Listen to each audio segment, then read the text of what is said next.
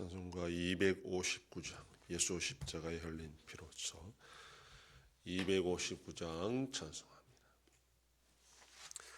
예수 십자가에 흘린 피로써 그대는 씻기어 있는가? 더러운 죄 희게 하는 능력을 그대는 참으지 않은가? 예수의 보혈로 그대는 씻기어 있는가?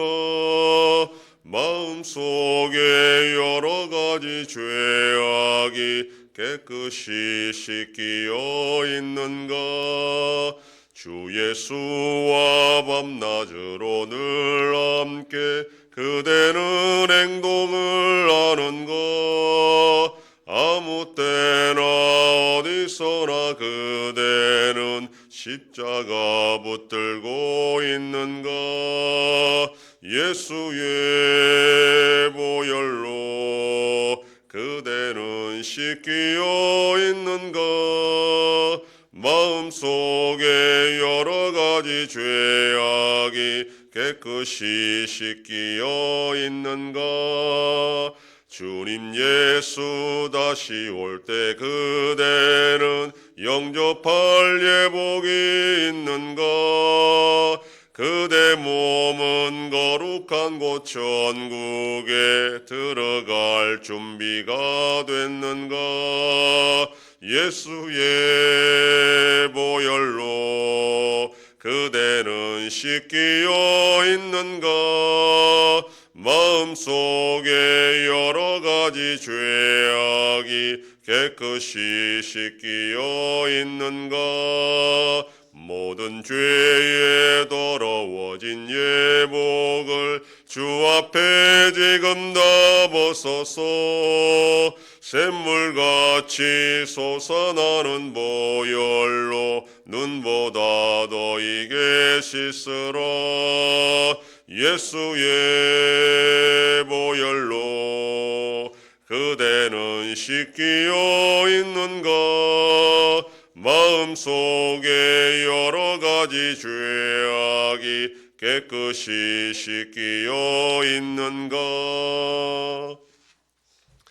전능하사 천지를 만드신 하나님 아버지를 내가 믿사오며 그 외아들 우리 주 예수 그리스도를 믿사오니 이는 성령으로 잉태하사 동정녀 마리아에게 나시고 본디오 빌라도에게 고난을 받으사 십자가에 못 박혀 죽으시고 장사한 지 사흘 만에 죽은 자 가운데서 다시 살아나시며 하늘에 오르사 전능하신 하나님 우편에 앉아 계시다가 저리로서 산자와 죽은 자를 심판하러 오시리라.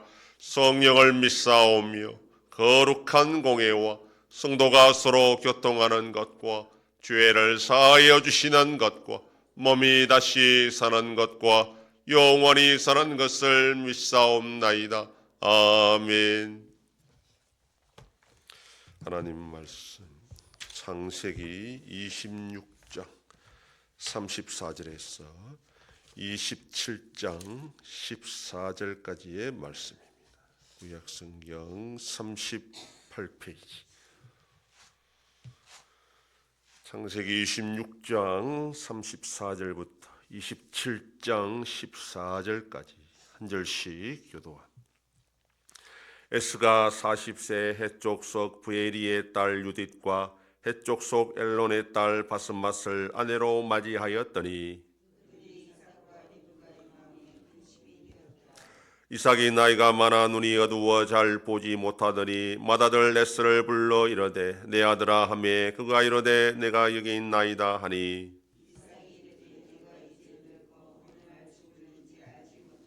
그런즉 네 기구 곧 화살통과 활을 가지고 들에 가서 나를 위하여 사냥하여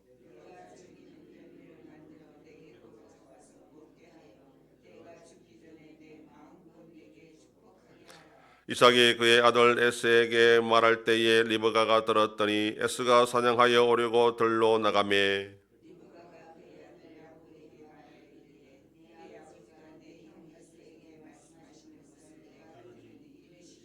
나를 위하여 사냥하여 가져다가 별미를 만들어 내가 먹게 하여 죽기 전에 여호와 앞에서 내게 축복하게 하라 하셨으니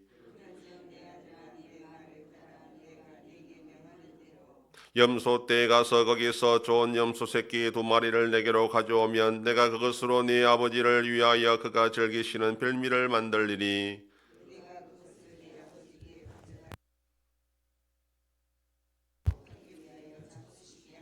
야곱이 그 어머니 리브가에게 이르되 내 형 에스는 털이 많은 사람이요 나는 매끈매끈한 사람인즉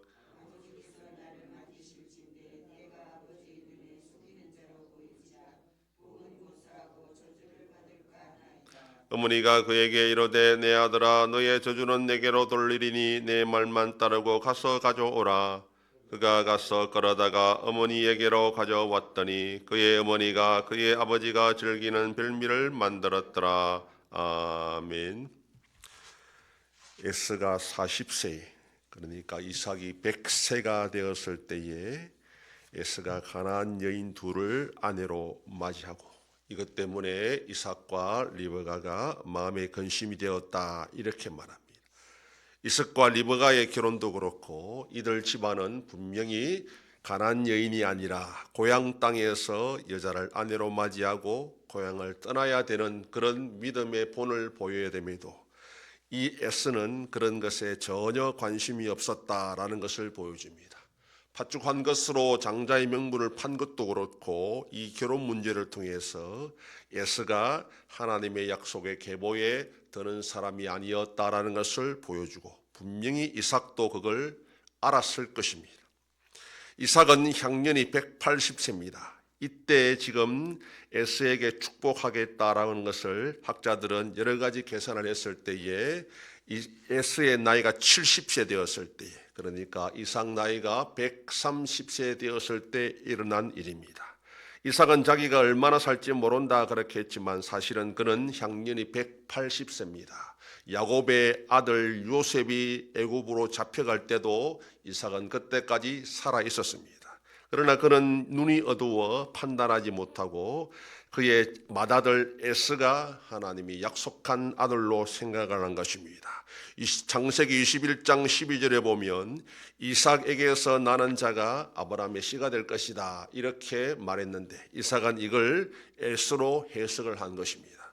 반면에 리브가는 큰 자가 어린 자를 섬길 것이다. 그가 쌍둥이를 임신했을 때 하나님이 들은 말씀을 통해 야곱이 하나님의 약속의 계보를 잇는 자가 될 것이다. 리브가는 그렇게 해석을 했습니다. 과연 누구의 해석이 정확한가? 결론적으로는 야곱을 하나님이 선택했지만 그러나 리브가의 해석도 그는 하나님의 때를 기다리기보다는 자기 방식대로 편법으로 그 축복을 얻어내리는 것을 통해서 리브가의 해석도 틀렸다. 이후에 일어나는 사건을 통해서 결코 그건 하나님이 기뻐하시는 방식이 아니었다라는 것을 잘 보여줍니다. 성도가 이 땅을 살아갈 때 때로는 그게 하나님의 뜻이다 싶어도 하나님의 때와 하나님의 방식대로 순종하는 자세가 필요할 때가 있다는 것을 우리는 이 이삭의 집안의 축복 사건을 통해서 잘 알 수가 있습니다. 오늘의 삶 가운데 어떤 것이든지 결국은 하나님의 뜻이 이루어질 것인데 그 뜻의 결과가 중요한 것이 아니라 과정 속에서도 하나님의 방식과 하나님의 때를 따라 순종하며 기다리며 인내하는 것이 성도의 자세인 줄 알고 하나님의 뜻을 이루어 나가는 복된 하루가 되기를 소망합니다. 기도하겠습니다.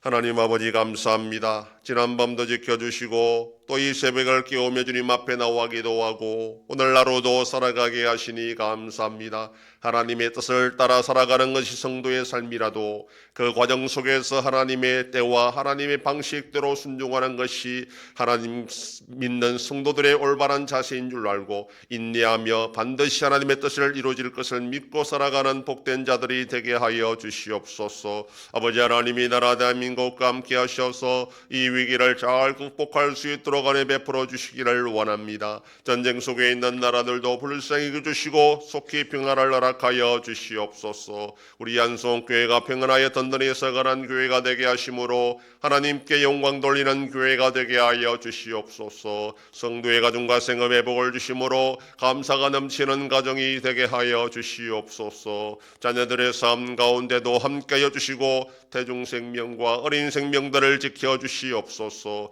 연로하신 어르신들 붙잡아 주시며 병중에 있는 성도들을 불쌍히 여기사 치료하여 주시고 회복시켜 주시옵소서. 오늘 행사 가운데 하나님이 함께 하셔서 악한 영에 틈타지 못하게 하시고 성령 충만한 은혜로운 행사가 되게 하여 주시옵소서. 이 새벽에도 주님께 기도하는 종들을 기억하시고 간절히 구하고 빌 때마다 들으시고 속히 응답하여 주시옵소서. 감사드리며 예수님 이름으로 기도드립니다. 아멘.